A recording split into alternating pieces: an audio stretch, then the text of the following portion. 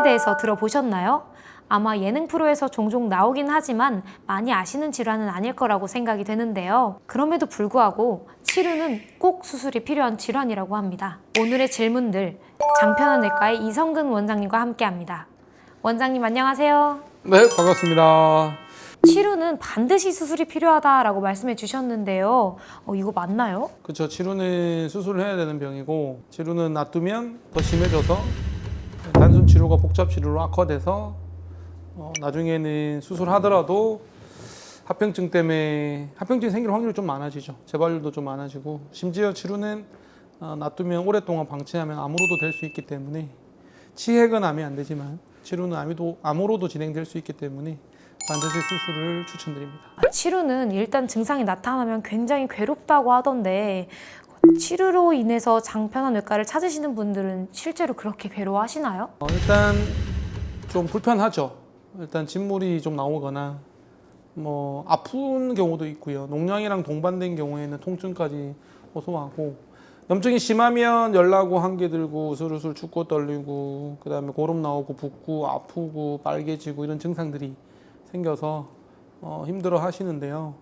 치료가 고름이 생겼다가 터지고 나면, 염증이 생겼다가 터지고 나면 증상이 좀 좋아져서 다 나았다고 오해들을 하시는데요. 사실 치료는 진단하는 게 그렇게 쉽지는 않아요. 왜냐하면 요즘에는 휴지로 닦아서 이렇게 직접 확인하는 경우가 많지도 않고, 심지어 또 비데가 많이 보편화되면서 씻어버리면 침물이나 출혈이 잘 모르는 경우도 많거든요. 그래서 관심을 안 가지면 진단이 좀 늦어지는 경우가 있어서 마음이 아플 때가 좀 있습니다.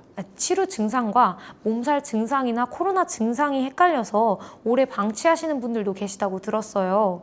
원장님께서는 이런 케이스들에 대해서 어떤 마음가짐 가지고 계실까요? 맞아요. 그런 경우가 의외로 많았죠. 코로나가 한참 유행일 때는 코로나인 줄 알고 검사를 했고 또 괜찮다고 지내시다가 나중에 알고 보니까 치료로 진단되는 경우도 많았고, 코로나로 진단이 돼서 일주일간 격리하다가 나중에 오셨는데 치료가 악화돼서 오시는 경우도 있어가지고, 감기 몸살이랑 유사한 증상이 있기 때문에 되게 오진되는 경우가 있습니다. 치료는 수술이 절대적으로 필요하다고 말씀하셨는데요. 네, 그럼 원장님께서는 얼마나 많은 치료 수술을 해보셨나요? 맞아요. 치료가 그렇게 흔하지는 않은 질환이라서 치료 수술의 경험이 많은 의사가 많지는 않을 겁니다. 저도 대장문 전문병원에서 처음에 수술을 시작을 했고, 그래서 덕분에 경험이 좀 많이 생겼던 것 같아요. 정말 심한 치료도 많이 받고, 치료 때문에 막 며칠씩 입원하시는 분도 많이 받고, 정말 험악한 치료도 많이 받거든요. 장편환외과 개원하고 나서는 치료 때문에 고생하시는 분이 많이 들어오세요. 저희가 수술을 한 달에 꽤 많이 하는데, 네, 그중에 한 30-40%가 치료 수술이니까 1년에 몇백 명씩 하고 있는 편입니다. 치료 수술과 관련해서 원장님께서 가지고 계신 특별한 가치관이 있을까요? 빨리 해야 되고요. 치료는 진단되면 좀 빨리 하자. 더 심해지기 전에 하자. 첫 번째. 왜냐하면 갑자기 더 심해질 수도 있고, 또 어차피 진단된 이상은 수술 말고는 답이 없기 때문에 저는 바로바로 하는 것을 추천드립니다. 그래서 심지어 당일에도 저는 하고요. 저희는 미추마 치료 수술을 하기 때문에 당일 퇴원이 얼마든지 가능하거든요.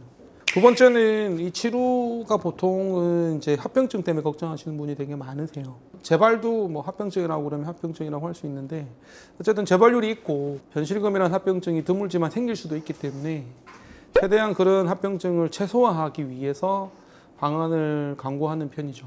치료 수술과 치질 수술, 원장님께서 수술에 임하실 때 어떤 차이가 있을까요? 치료 수술은 합병증을 최소화하기 위한 수술에 중점을 좀 두는 편입니다. 치질 수술은 치핵 수술이라고 하죠. 치핵 수술은 일단 안 아프게 하는 게 일단 중요하고요.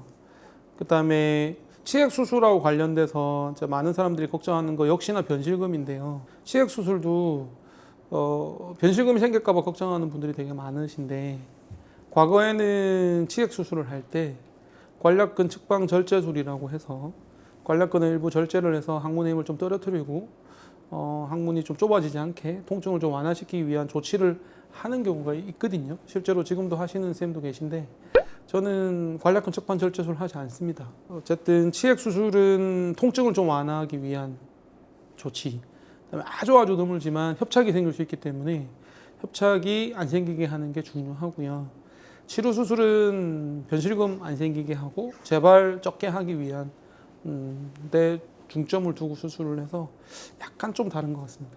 반대로 수술실에 들어가면 환자분들이 가장 많이 하시는 말씀은 무엇인가요? 많이 무서워하실 것 같은데요. 치료 수술에 한해서 말씀드리면 네. 치질은 좀 또 아플까봐 걱정하시는 분이 좀 많으시고요. 치료는 공부를 좀 하고 오신 분들은 변실금 걱정을 되게 많이 하십니다. 그래서 관략근 안 다치게 수술을 해달라고 하시는 분 많으시고요. 그다음 재발 역시나 어떻게든 재발 좀 안 하고 이 고생 또 안 하게 해달라고 하시는 분들이 좀 많으시죠. 변실금이 100%안 생기는 수술법 같은 건 없나요? 그래도 질문에 대한 답변을 드리면 좀 빨리 하는 거죠. 단순 치료가 복잡 치료가 되기 전에, 단순 치료를 하더라도 더 진행되기 전에 빨리 하는 게 중요할 것 같고, 빨리 하기 위해서는 빨리 진단하는 게 중요하겠죠. 그래서 방치하는 게 아니라 증상이 조금이라도 있으면 가까운 대장문외과 가셔서 치료가 있는지, 다른 문제가 있는지 확인하는 게 중요한데, 빨리 진단하기 위한 또 조치는 항문 초음파를 반드시 해야 된다고 얘기를 드립니다.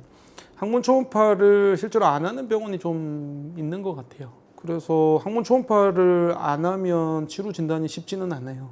근데 기본적으로 치질이라고 다른 병원에서 진단을 받고 오신 분들도 저희 장편외과에서 항문 초음파를 해보면 치료가 숨어 있는 경우도 있거든요. 그래서 항문 초음파는 항문외과 항문 질환에서는 필수적인 검사가 아닐까라고 생각을 하는데, 그래서 합병증, 변실금 이런 거를 예방하기 위해서는 조기에 진단하고 조기에 치료하고 정확하게 항문 초음파 검사를 통해서 검사하는 게 중요하다. 이걸 강조드리고 싶네요. 네. 치료 수술을 하고 나면 그 환자분들께서 속이 시원하기도 하지만 또 부작용 때문에 조금 걱정이 되실 것 같기도 해요. 이런 분들께는 보통 어떻게 조언해 주시나요? 너무 걱정하지 마시라고 얘기를 드리고요. 조심은 하셔야 되죠. 재발 안 되게.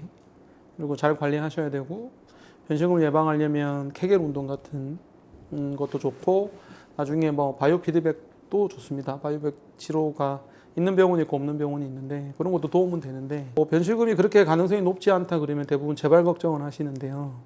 저는 뭐 농담 반 진담 반, 재발은 재발 걱정하지 마시라. 장편외과에서 수술하셨으면 재발은 재발 걱정하지 마시라 이렇게 얘기를 드리는데요.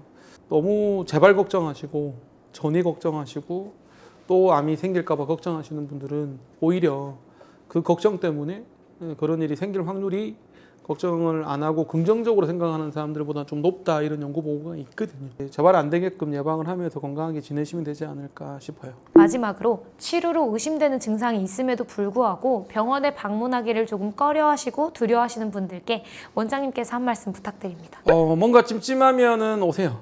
뭔가 걱정되시면 오시고, 항문에 뭔 증상이 있으시면 오셔야 돼요. 다양한 원인이 있으니까. 뭔가 항문에 불편하다 그러시면 항문외과에 오셔야 되고, 더 강조드리고 싶은 건 증상이 있는데도 불구하고 모르는 경우도 많습니다. 분명히 몸에서는 신호를 주는데 뭔가 이상하다고 자꾸 표현을 하는데 본인이 뭐 바쁘다는 핑계로 또는 무관심으로 자꾸 증상을 놓치는 경우가 있거든요. 건강은 건강할 때 좀 챙기는 게 필요한 것 같고요. 치료라는 병이, 합병증이 항상 걱정되는 부분이기 때문에 치료라는 병은 안 생기게 하는 게 가장 중요한데, 그러려면은 예방 조치가 좀 필요하고, 그게 세 가지를 얘기하는데요. 설사 조심하시고, 술 과음하지 마시고, 그다음에 좌욕하시라 이렇게 얘기합니다. 좌욕 대신에 비데를 사용해도 효과 있나요? 비데는 저는 긍정적으로 봐요. 일단 씻어준다는 측면에서는 좋고, 항문을 좀 따뜻하게 해준다는 데도 좋고요. 근데 이제 조심해야 될 건, 비데를 쓰다 보면 이게 이제 뭔가 증상이 있을 때 놓칠 수 있는 거죠. 피가 나는 게 씻겨서, 진물이 나는 게 씻겨서, 옛날 같으면은 휴지로 닦아서 그래도 한번 볼 기회가 있을 텐데, 비데를 쓰시면은 깨끗하니까. 대신에 비데 쓰면 이제 변기를 한번 확인해 볼 필요는 있다, 이런 얘기를 드리고요. 중요한 건 우리 몸에 신경을 쓰는 것과 건강을 위해서 노력하는 것, 이런 게 중요하다고 하겠습니다. 네. 치료 재발이 교과서에 보면 40에서 60% 있다고 얘기를 해요. 재발률이 굉장히 높죠. 그러니까 교과서적으로는 그렇습니다만, 교과서라는 게 사실 5년 전, 10년 전 데이터를 얘기하는 거거든요.